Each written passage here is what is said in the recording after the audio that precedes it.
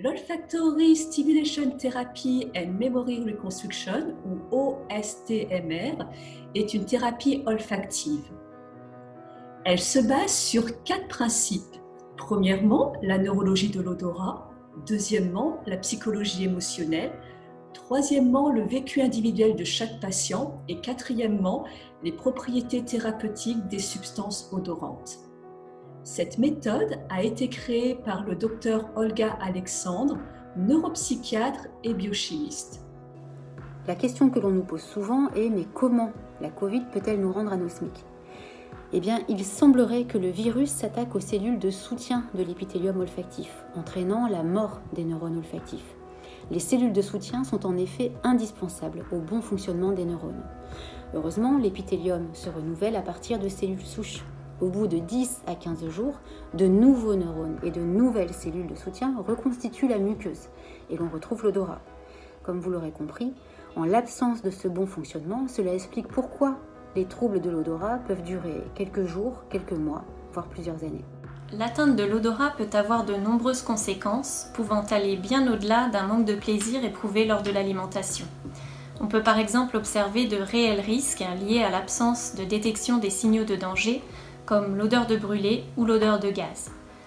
On peut également voir des troubles anxio-dépressifs, mais également des phénomènes de carence ou de dénutrition. C'est pour cela qu'il est très important de porter une attention particulière aux conséquences liées à la diminution ou à la perte de l'odorat. Et si vous faites partie de ceux qui sentent des odeurs désagréables, comme des odeurs d'essence, de fumée, de brûlé, alors que vous n'êtes entouré d'aucune odeur désagréable, et au contraire, vous êtes censé sentir des choses positives, pas de panique. Nous pouvons aussi vous aider. Cet accompagnement se conçoit sur 12 à 14 séances d'une durée de 30 à 45 minutes chacune.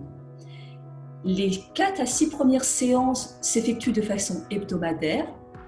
Les séances suivantes seront espacées dans le temps tous les 14 à 21 jours. Pour cela, on va utiliser une palette de 80 stimuli olfactifs. Ces 80 stimuli olfactifs sont dilués à différentes concentrations et répondent aux restrictions chimiques et toxicologiques en vigueur. La méthode OSTMR n'utilise pas d'huile essentielle pure. En effet, elle peut avoir de graves conséquences sur une personne anosmique qui n'a plus de barrière instinctive pour se protéger des molécules odorantes extrêmement fortes. C'est comme si vous décidiez de manger juste après une anesthésie locale chez le dentiste. Vous êtes sûr de vous mordre la langue ou la joue. À chaque séance, le spécialiste OSTMR sélectionne les stimuli olfactifs en cohérence avec les besoins individuels, et ce, afin de construire le processus d'accompagnement. Cet accompagnement vise à améliorer la qualité de vie des patients dès la première séance. C'est en effet un véritable moment privilégié durant lequel le spécialiste OSTMR se base sur les besoins individuels de chaque patient, tout en respectant ses limites physiques et ses capacités qui lui sont propres.